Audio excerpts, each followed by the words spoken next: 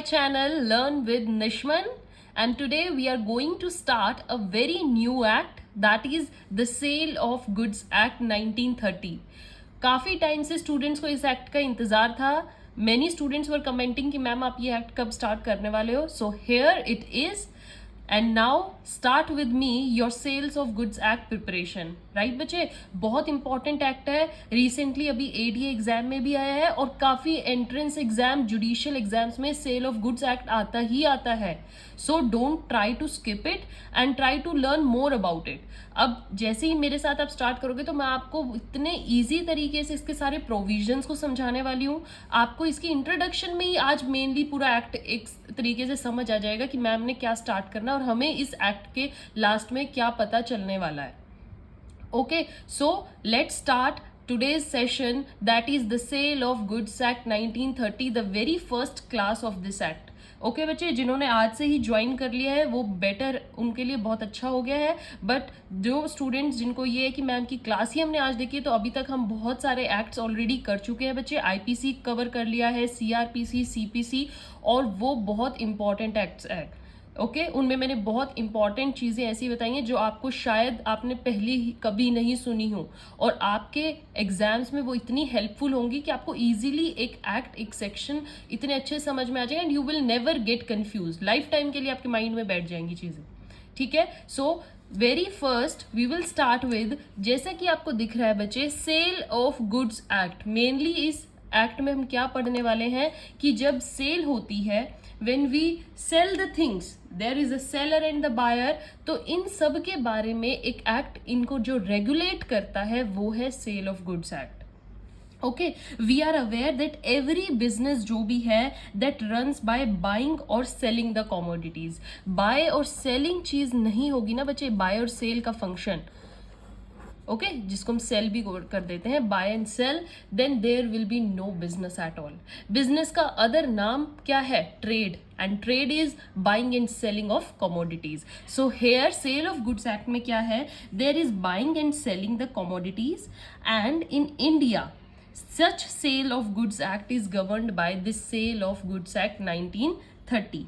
जो ये एक्ट है बच्चे, ये हमारा स्पेशली कोडिफाई किया गया है. स्पेशली किस लिए बनाया गया? एक सेपरेट इनेक्टमेंट लेकर आए जो सिर्फ सेल ऑफ गुड्स को ही रेगुलेट करेगी कि सेलर क्या प्रोडक्ट आपको बेच सकता है, अगर सेलर की तरफ से कोई गलती हो जाती है, क्या बायर की तरफ से पेनल्टीज हो गई, बायर की क्या ड्यूटी बनती है, सेलर की क्या ड्यूटी बनती है, जो प्रोडक्ट होना चाहिए वो प्रोडक्ट किस कंडीशन में है, क्या उसके साथ कोई गारंटी है, वारंटीज है, ये सब ये एक्ट रेगुलेट करेगा. और अगर आपके कोई राइट हार्म हुए हैं, whether as being a seller और एज बीइंग अ बायर, तो आप अपने राइट्स क्लेम कर सकते हो through this act. So as a common person भी, as a citizen, you should know what are your rights and how you can avail them. Sale of goods act, देखिए कोई ना कोई पर्सन कभी ना कभी अपनी लाइफ में बाय सेल तो चीज़ें करेगा ही ना.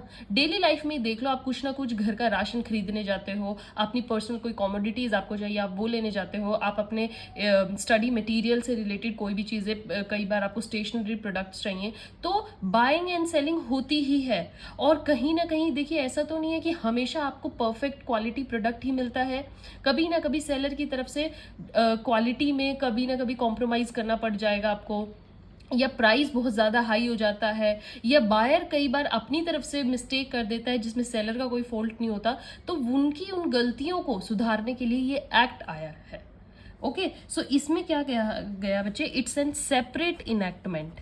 ये बिल्कुल ही अलग एक्ट है, separate act. For what? For regulating this sale of goods which contain, कितने सेक्शन है इसमें? Which is contained in section 76. देखिए, हमने इंडियन कॉन्ट्रैक्ट एक्ट सुना है, और इंडियन कॉन्ट्रैक्ट एक्ट अभी करना भी है क्योंकि ये थोड़ा काफ़ी इंपॉर्टेंट एक्ट है. इसको मैं लेटर ऑन करूंगी. पहले आप ये इंपॉर्टेंट एक्ट्स कीजिए जो ज़्यादा एग्जाम्स में आने के चांसेस होते हैं. इंडियन कॉन्ट्रैक्ट एक्ट एक ऐसा एक्ट है जिसको आपने अपने ग्रेजुएशन में या फिर 11th-12th में इसके कुछ ना कुछ प्रोविजंस किए थे.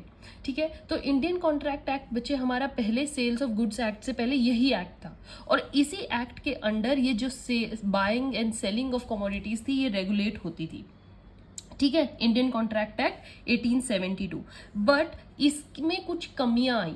ये एक्ट प्रॉपरली से goods and the sale of goods को रेगुलेट नहीं कर पाता था। There were major faults in it and that's why to improve them and to bring only a separate enactment just who regulate this buying and selling is sale of goods act, जो सिर्फ इसी पर ही concentrate करे, इसी को ही regulate करे। इसलिए Indian contract act से बाइंग एंड सेलिंग का सारा वो मटेरियल हटा के वो सारा सेल ऑफ गुड्स एक्ट में किया गया और इसमें प्लस बहुत सारे एडिशंस किए गए जो इनको ही रेगुलेट करेंगे, right. And this was repealed, that sale of goods act हम लेकर आएंगे instead of Indian contract act जो सेल्स को रेगुलेट करता है। This was done, why this was done, because जो इसके इंडियन कॉन्ट्रैक्ट एक्ट के प्रोविजंस थे were found to be inadequate. मैंने आपको बताया इनमें फॉल्ट्स थे, इनएडिक्वेसी थी, हम क्लियरली नहीं समझ पा रहे थे कि हम अपने राइट्स को कैसे रेगुलेट करें। सो there was inadequacy to deal with the new situations that were arising due to increase in mercantile transactions। business में improvement होती गई, ट्रेड बढ़ता गया, लोग काफ़ी हद तक मेजर अमाउंट के ट्रेड में इन्वॉल्व होने लगे, तो इंडियन कॉन्ट्रैक्ट एक्ट उन चीज़ों को कवर नहीं कर पा रहा था, वो उतनी हाइट्स पे अपने एक्ट्स को नहीं लेके जा पा रहा था एंड दैट्स वाई वो प्रोविजंस इतने स्ट्रॉन्ग नहीं थे। तो हमें अपने एक्ट को बदलना पड़ा, एक्ट को हमें इस एक्ट के उन प्रोविजंस को छोड़कर सेल ऑफ गुड्स एक्ट में आना पड़ा। इंडियन कॉन्ट्रैक्ट एक्ट ऐसा नहीं है कि ये पूरा ही रिपील किया गया, नहीं, वो सिर्फ प्रोविजंस रिपील किए गए और वो पार्ट इंडियन कॉन्ट्रैक्ट एक्ट से हटा के सेल ऑफ गुड्स एक्ट में लेकर आए हम, right. And these mercantile transactions were just running with a rapid speed in the industrialization or in our economy. Hence, a new law was formed to deal with this sale of goods, which incorporates as the Sale of Goods Act 1930. ठीक है बच्चे, सो इसमें भी काफ़ी हमने देखा है major amendments होती गई। पहले ये इंग्लिश लॉ था, पहले 1893 का था एंड डिस्पाइट सेपरेट लेजिस्लेशन होने के बाद कॉन्ट्रैक्ट एक्ट तभी भी यही कंटिन्यू कर रहा था, मतलब दोनों ये आने के बाद भी कॉन्ट्रैक्ट एक्ट ही रेगुलेट कर रहा था, it continues to apply to the contracts. So this act was somewhere lacking some expressions, words and that's why फिर सेल ऑफ गुड्स एक्ट 1930 लेकर आए जो मेजर अमेंडमेंट्स के साथ एक कंप्लीट एक्ट बना जिसमें आप बाइंग एंड सेलिंग को इन्वॉल्व करने लगे। ठीक है बच्चे, जो बिजनेसमैन थे बच्चे, they were occasionally getting engaged in sale and sign the sale contracts, sale होने लगी प्लस सेल ऑफ कॉन्ट्रैक्ट्स बनने लगे, है ना, कॉन्ट्रैक्ट्स।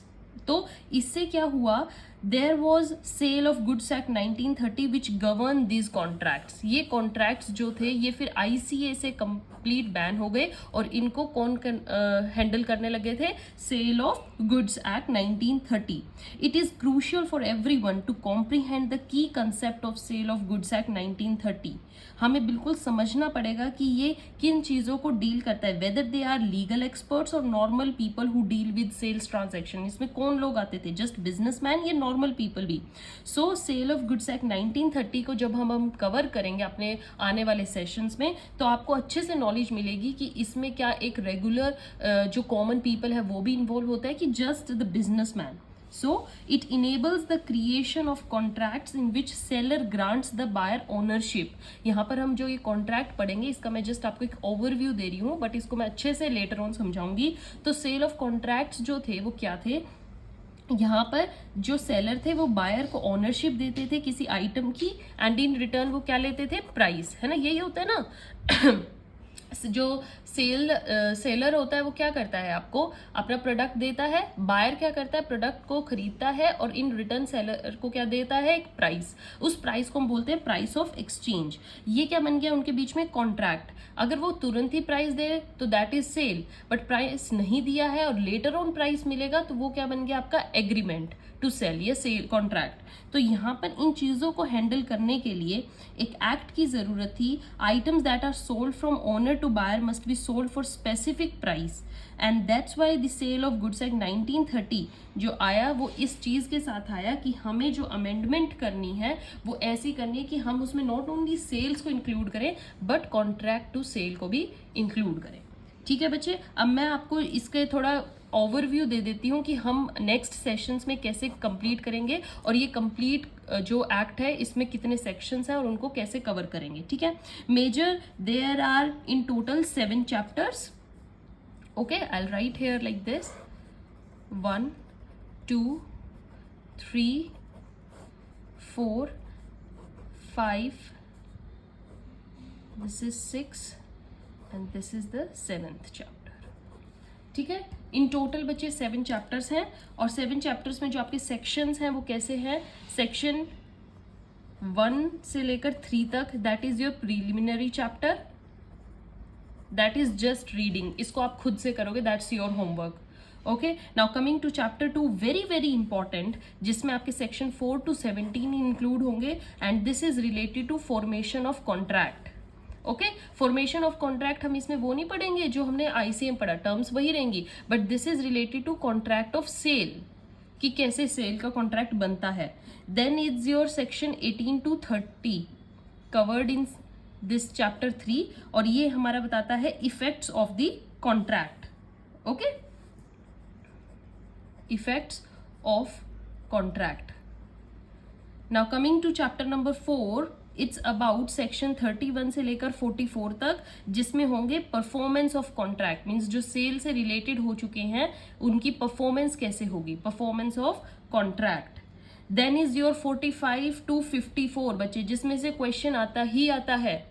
थ्योरेटिकल जो आपके एग्जाम होते हैं, आपके ग्रेजुएशन के एग्जाम होंगे या बाद में later on LLM post graduation के, उसमें ये क्वेश्चन आएगा ही आएगा, that is rights of unpaid seller against the goods. Rights of unpaid seller बहुत इंपॉर्टेंट चैप्टर होगा और इसको हम अच्छे से करेंगे, chapter 5th। Then your chapter 6th is covering section 55 to 61, जिसमें हम करेंगे suits for the breach of contract. It's all about the suit, जो आपको केसेस करने हैं अगर आपका कॉन्ट्रैक्ट ब्रीच हुआ है। And chapter 7 is miscellaneous as usual, last में जो आपके रिमेनिंग प्रोविजंस हैं 62 to 66, that's miscellaneous. Okay, so with this an introduction about this Sale of Goods Act 1930 is over from my side and I hope आपको इसमें एक idea मिल गया है कि हम अपने आने वाले सेशंस में क्या पढ़ने वाले हैं। In next session we are going to start with the very first section, section number 4, and then you will see how it is important। आपके इसमें section 2 जो है related to definition, वो भी मैं आपको करवाऊंगी, that is also important, ठीक है। definition close हम करेंगे, section 2 को हम नेक्स्ट सेशन में कवर करते हैं। Till then have a good day, thank you.